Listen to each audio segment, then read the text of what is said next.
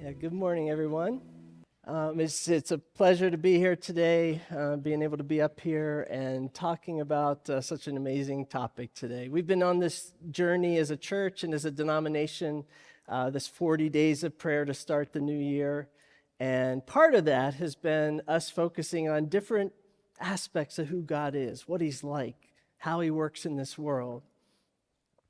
Not just to get to know Him better, but also to understand, well, okay, if He's like this, how should I respond in how I'm living? How should I respond in my prayer life? How should I respond when I'm at church with my church family? And we've covered some great topics, your great aspects of God, His sovereignty, His power, things like that. Today I have the privilege of talking with us about the love of God. Paul in Ephesians says that God's love is wide and long and high and deep. There's no way to cover it all, in one message. But I'm so grateful that in the scriptures, God gives us a piece at a time to help us start to understand Him. And oftentimes what He does, especially with this theme of love of God, He gives us these pictures or illustrations or metaphors, things we can understand. And they help us get a picture of who He is and what He's like. You know some of them. He says He's the good shepherd, right? And we're the sheep. And we see His loving care and protection for us. He says He's a potter and we're the clay. And He's molding us in His hands lovingly, giving us purpose, making us beautiful. Those are just a few. There's a million more. But we're going to look at one today that maybe we don't think about as much. We're going to do it from the book of Hosea. If you need a Bible, you can get one back there and take it home if you need it at home. But the book of Hosea is one we don't normally read from a lot. It's one of those small books that are in the Old Testament. It's a prophecy, and the writer Hosea is God's prophet, His spokesman, the person's hearing from God and telling the people what they need to know. But this story in Hosea is unusual. In fact, you might find it unappealing. I'll just warn you. So, before I tell the story, because I'm going to kind of get into character for a little bit and tell the story of Hosea, his love story, just a couple of things. One, just facts. Hosea was this prophet in like the 700s BC.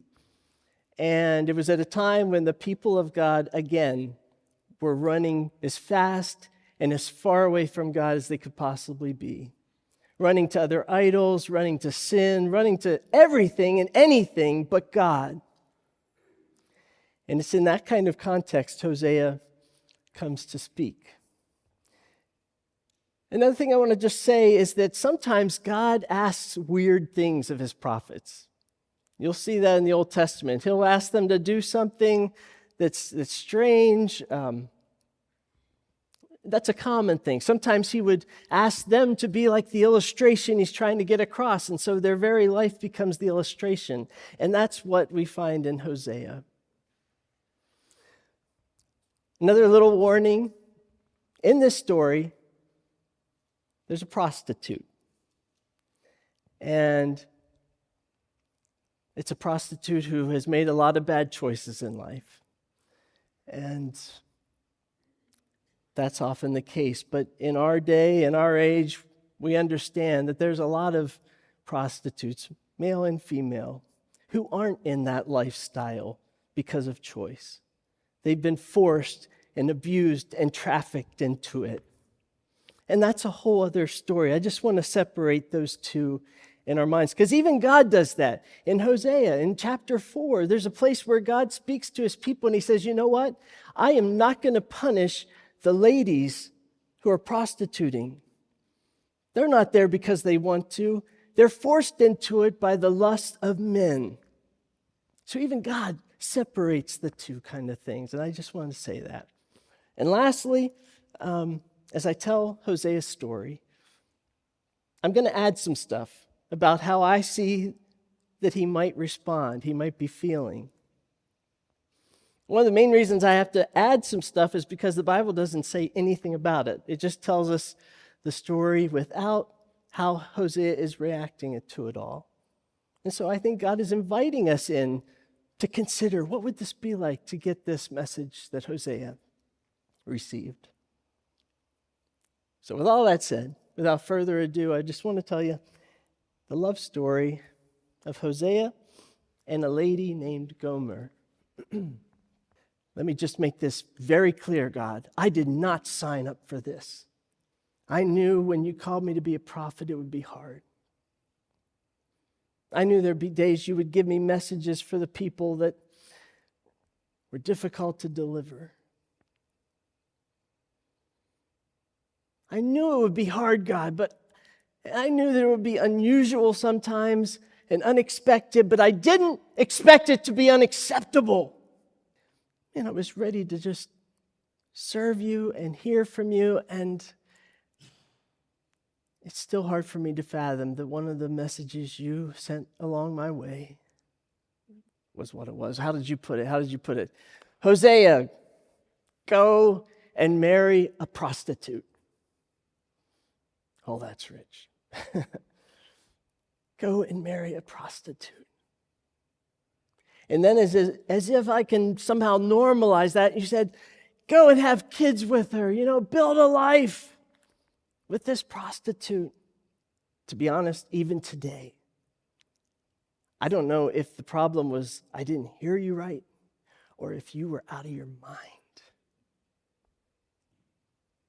But I think my hearing was pretty good. The only thing, God, that kept me in that moment and considering the fact that it might truly be God saying this is what you said next. You said, go and marry this prostitute, have kids with her, for my people are also committing adultery. They are being unfaithful to me. That part of the message I knew was true because I see that all the time, God. I've been dealing with these people who just won't listen, won't go the right direction. So that made sense.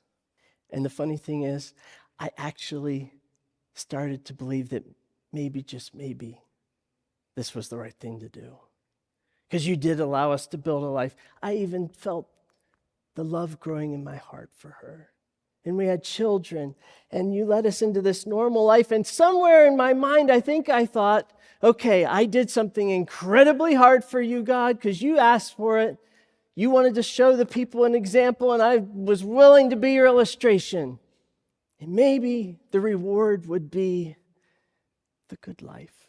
And I started believing that, and I believed it until yesterday. Maybe I should have seen it coming. When I came home at about lunchtime, Gomer wasn't there, and I figured, she's at the market, she's with her friends. But as the hours ticked by and as it got dark outside, something didn't feel right. And when I went out to look for her, God, I felt so ashamed as I saw my neighbors looking at me weird and whispering, and I knew something was up. Only to have my neighbor say, hey, Gomer, she's been seen down on Broad Street, the red light district. You understand what I'm saying, Hosea? She's been seen down there. I couldn't believe it. God, that felt like a kick in the gut, and the boots seemed to be your size.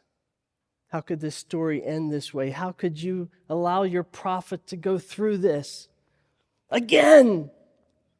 You say, don't let the sun go down on your wrath. And I obviously couldn't make that one work last night with Gomer. But not just with her, with you. And you know it. I know you heard my angry words. And I know you saw how I couldn't sleep. And I guess inside I thought, when the morning comes, you'll bring me some kind of word of comfort, some kind of deliverance from this story. But oh no, that's not how you want to talk to me. I was having my coffee, trying to figure out how to live today. you come and you say what you said. And you said, go and love your wife again. Even though she's loved by other men, even though she's committing adultery, go love her again. You kidding me? Then once again, you put just enough in that word to me that made me feel like maybe it was the right thing.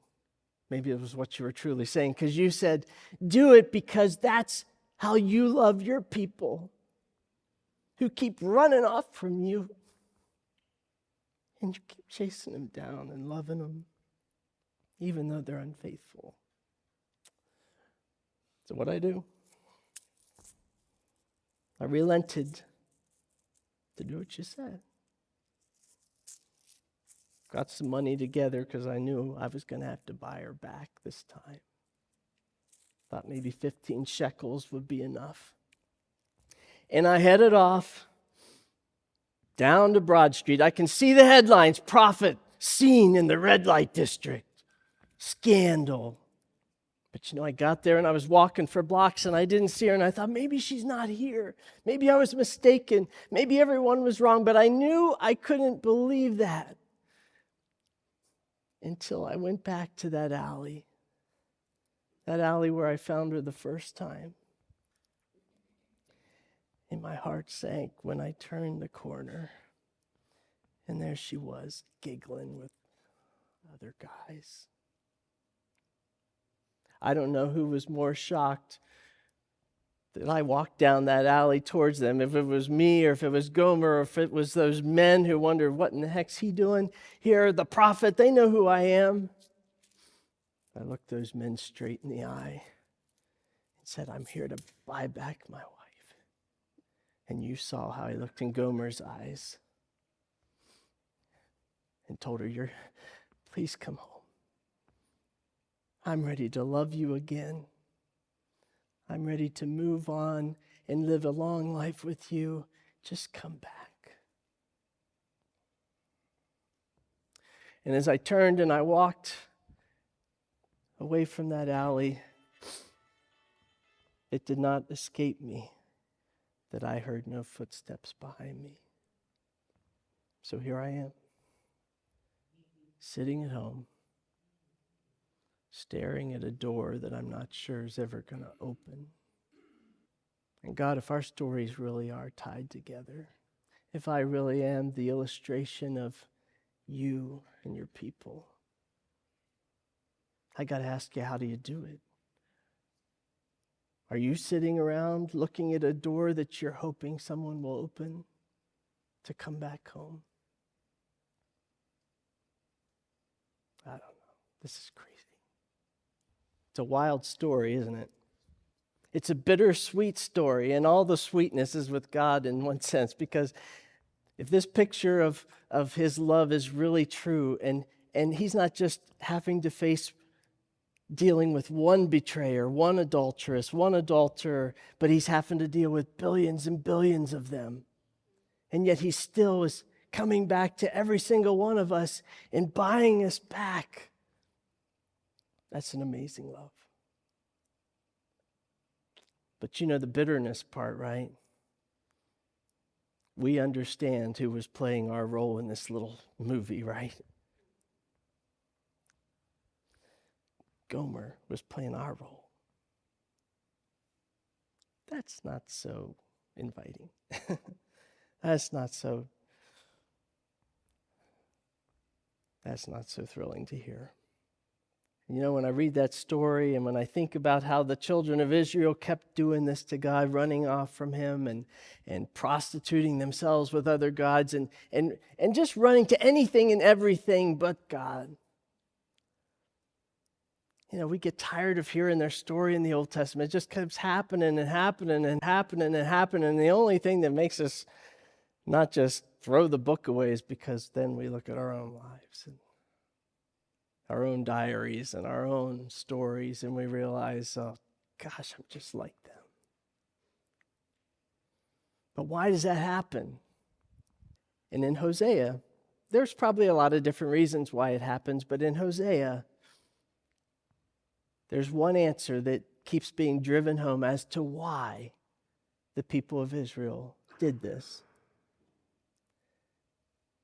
And over again, we're told it's because they stopped acknowledging God, even to the point of forgetting him.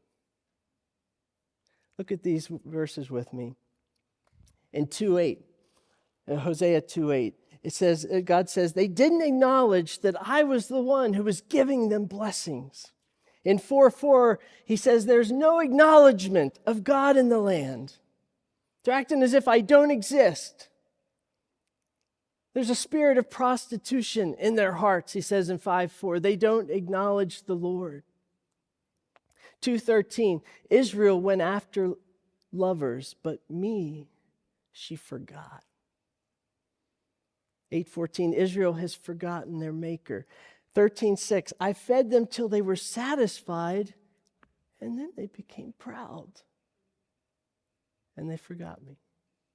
You get the picture? They're painting a picture of life where God's people can begin living life as if he doesn't exist. It's not that they forgot the factual fact. That doesn't make sense. They didn't simply forget that there was a God, like literally didn't remember that. But that's what they were living like.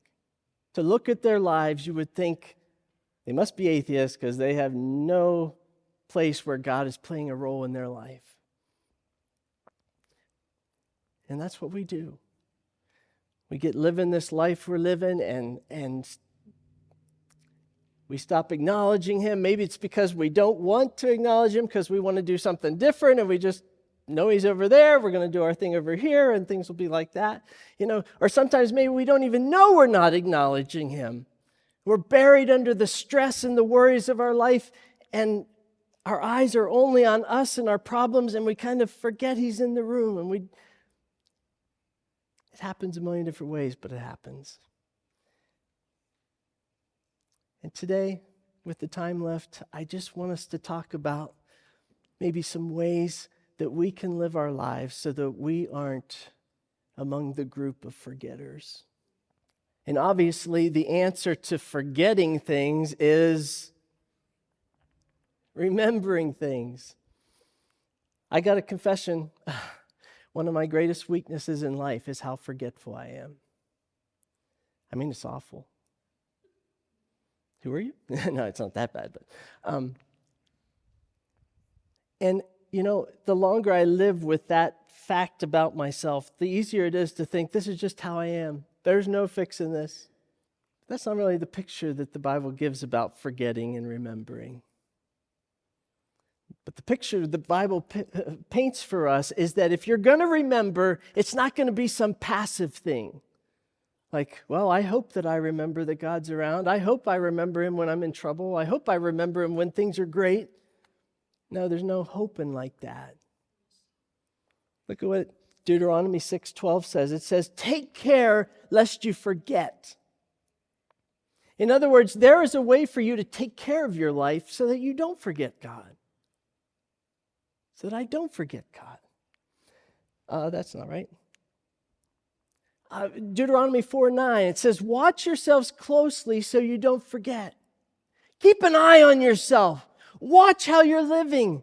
Get someone else to be watching how you're living to make sure that you're not starting to make choices of not acknowledging God, of forgetting him. There's something you can do about this. In Hosea 6:3, he says, let us acknowledge the Lord. Let us press on to acknowledge him. This isn't a one-time thing. Every day of your life, every day of my life, I have to be about pressing on to acknowledging God because everything in this world and everything in my sinful nature is set up to have us forget God. Everything.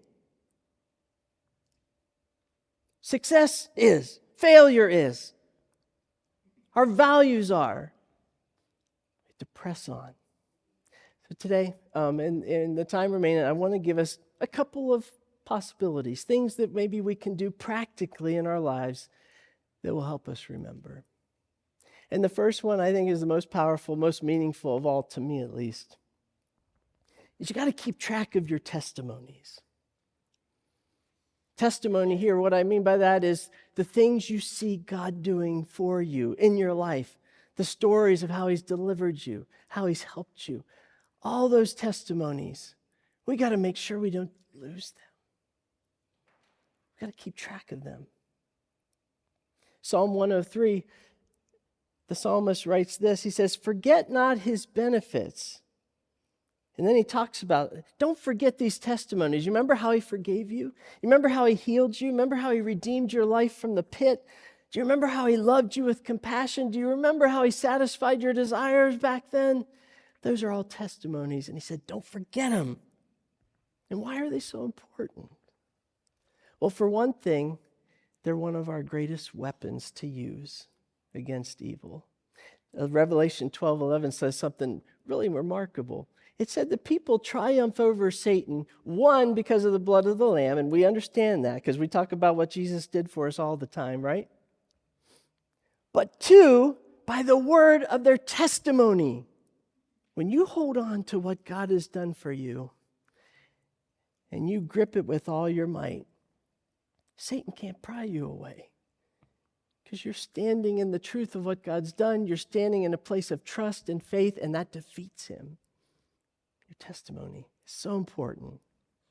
Because you see, the good that God did yesterday is supposed to give us hope today and in the future that he's going to do it again. Because we know our God is the same yesterday, today, and forever. Our testimony is where the hope comes from. If I just face a problem right here and now and don't think back to where I've seen God's goodness before, I don't have hope in this situation. I wish that things would go well today, something like that. No. Put differently, Pastor Bill Johnson says it this way. He says, experiencing God through what he has done in the past correctly positions us to experience God in what he's doing in the present. So imagine yourself today, whatever your problem is or your stress is or your relational stuff is, you're there today. And if you want to best position yourself today to not forget God and to not acknowledging him, if you want to position yourself in the best possible place,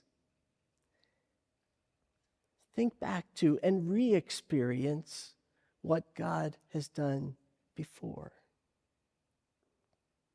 And that builds your faith now. And when our faith is built up and we're living a day of faith, our eyes and our hearts and our hands are open to God. As opposed to when I'm not living in faith and I'm just all depressed and I don't know what will happen, and I'm not seeing God at all. Remember, hold on to your testimonies. How do I do that? I have a notebook. And anytime I see God's doing something significant or saying something significant to me, I write it there. I didn't always do this. And I have wept over the hundreds of things I've forgotten that God has done for me. But since I've started writing, it's been the most effective thing for me on the worst of days to go back and read the stories again. I read them often. Because there are plenty of days when, you wake up or you're experiencing something that you don't have much hope. So hold on to them. The second thing we can do, and maybe you've heard this phrase in the Bible before, set up stones of remembrance. It comes from Joshua 4. When God delivered his people, he led them across the river, like he parted the river for them, led them all across. And before he closed up the river, he said, hey guys, go and collect some big rocks out of the very middle of this water and stack them up so that for years to come, when you walk by here with your kids and they ask, what in the heck do those rocks mean? You can say, they mean this is what happened. This is what God did. And they become a memorial, a place, a thing that helps you visually, tangibly remember, oh yeah, he did that. Now, some of you might not have a yard that could fit a bunch of big rocks and boulders, There's all kinds of ways we can do it. Be creative about how you find your own stones of remembrance. When God does something important in your life, when he says something, find a way to remember it that you can see and touch and feel, maybe smell, whatever. I know sometimes we put verses of scripture on the wall that mean something about something that had happened. That's great. Maybe you have a song that you can play, and in that moment of hearing the song again, you're right back to remembering the blessing of God in your life. But find some stones of remembrance. Here's what I do. I have this little box. Oh my gosh, that was a farther sit than I thought. I have this box. And when something happens that is just too good to forget, and I don't want to forget it, I find some object. So in here, these are things that won't make sense to you at all, but they make sense to me. I have a chickadee. I have a California license plate with my name on it. I have an ace of hearts. I love this one. You can ask me someday. I have a key. I have rocks that I write the verses on that were so meaningful. You make your own box. You put in whatever it is. Find ways to remember God. Or you and I will find ourselves back down those alleys, trying to find someone else to meet our needs because we forgot that there's a God that wants to. Okay?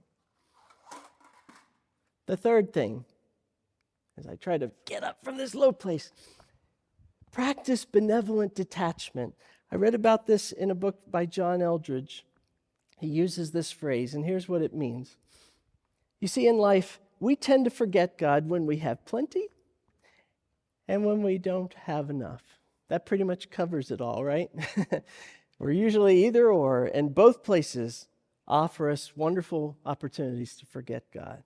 When things are plentiful, what do? We oftentimes just zone in on the stuff, zone out on him, or assume, hey, God will come back to you when I have needs. We forget him that way. Or when we don't have enough, we get buried under our worries and our fears and our stresses, and to the extent we don't even see him.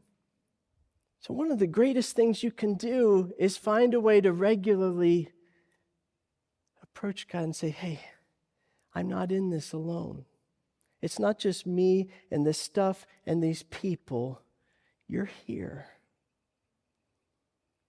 And as often as you can find possibilities to do it in your days, stop and say, Father, Jesus, Holy Spirit, I give everything and everyone to you. And name it.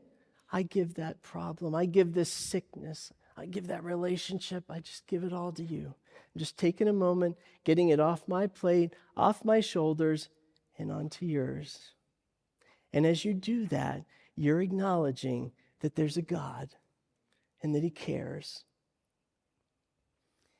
And he calls it benevolent because it's a very kind thing to do to your soul, to unload and give it to God. You're going to find that your soul likes it when you do this. So find ways to stop and do that throughout your day.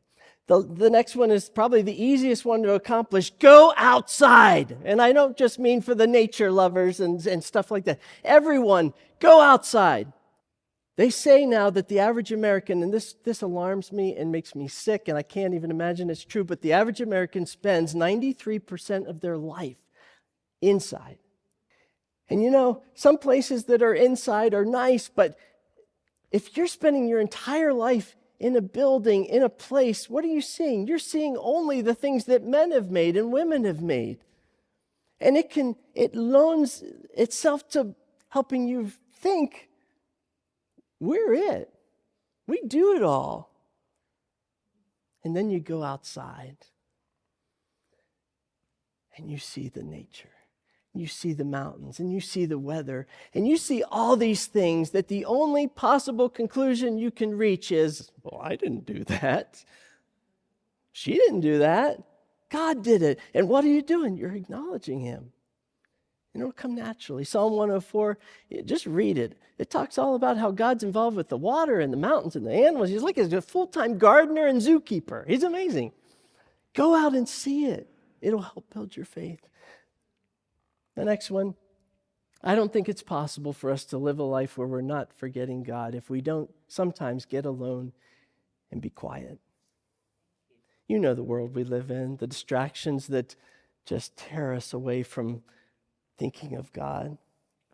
Richard Foster is like one of the gurus who's ever written about spiritual disciplines, and he says, distraction is the primary spiritual problem in contemporary culture. They say the average American looks at their phone 80 times a day. And that's just our phones. It's no wonder we stop acknowledging God and forgetting God. We stop acknowledging and forgetting our kids, right? We're glued. There's so many times when sorry guys, kind of ditch you because, hey, I got something sports on here. I want to read this. And, that's what we do. Cognitive psychologists, how's that for fancy? They have determined and seen that every time there's an introduction in our lives of something novel, something new comes across our vision, whenever that happens, our brain gets it gets disoriented, and something about that new experience that we're seeing commands our brain to take some time and energy to have some kind of orienting response. So it has to work to take in that new thing and work on it and work it into everything else it already knows so that it makes sense. And you know how every TV show, every movie we watch, every second there's something new. And we have to take it in, and our brain's working on that, and there's another new thing. And then on Facebook, there's another new thing. And then I saw this meme from my kids, and there's another new thing. Your brains are going crazy. They're distracted. They need some quiet. They need you to get away from everything and everyone, and certainly your phone. Just be quiet. And I'm not even talking about having some amazing devotional time with God. I'm saying just shut up. Sorry. Just be quiet. And be alone. And I guarantee you, the things that are shallow start to fade, and the things that are important, the one who is important, shows up. He can actually talk to us in ways that we'll hear. Those are some ideas. Knock yourself out finding other ideas. Don't forget God. Would you pray with me as the worship team comes back up? We'll have prayer team in the back if you want to talk or pray with someone today. Let's just go to prayer. Lord, I just thank you for this time. I thank you. I thank you that you are so memorable. The fact that we forget has nothing to do with you. You stand out. You're beautiful. You're incredible. It almost seems miraculous that we could forget you. That's how far we've fallen, God. But we're so thankful that you went so far to pick us up. And you've put it within us, a new heart that wants to seek after you, a new heart that wants to remember you. And I just pray that we'll all live out of that new heart you've given us. And may the fact that First Alliance is a church that remembers Jesus, may that result in the rest of the world around us getting to know you too. We love you. Thank you for this day. Thank you for this word. Thank you for your love. In Christ's name, amen.